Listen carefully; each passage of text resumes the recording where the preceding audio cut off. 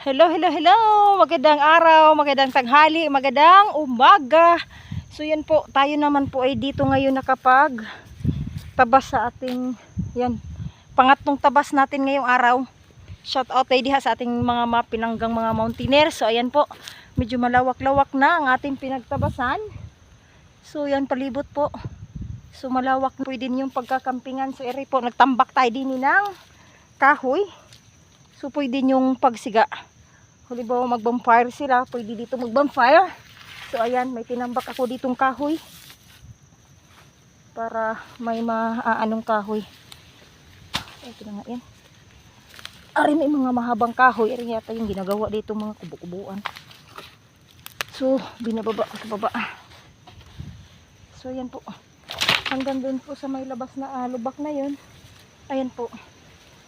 So atin ang sinabasan para makita. So yan, kailangan natin magsipag para malinis-linis at may ang ating mga mahal na mountaineer may makakampingan dahil kailangan natin buhayin ang bundok. So ayan na po, ari na po yung mga dinali kong tinatabas. So may hawak tayong gloves. So ito pong aking inano. So sobrang kapal talaga yung puno ng sobrang ano yung tawag itong puno ng parang ano kawayan-kawayanan. So yan, medyo natagalan ako din ng isang oras ang pagtataga ko.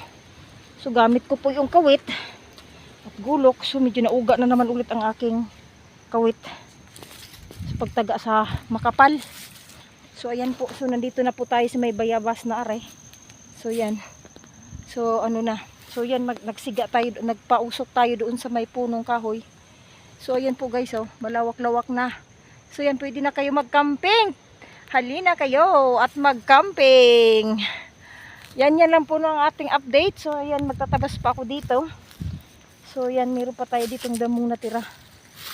Papunta din eh. So yan ang ating tatabasin.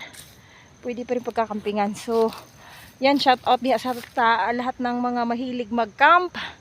Yan. So malawak na ang ating pagkakampingan.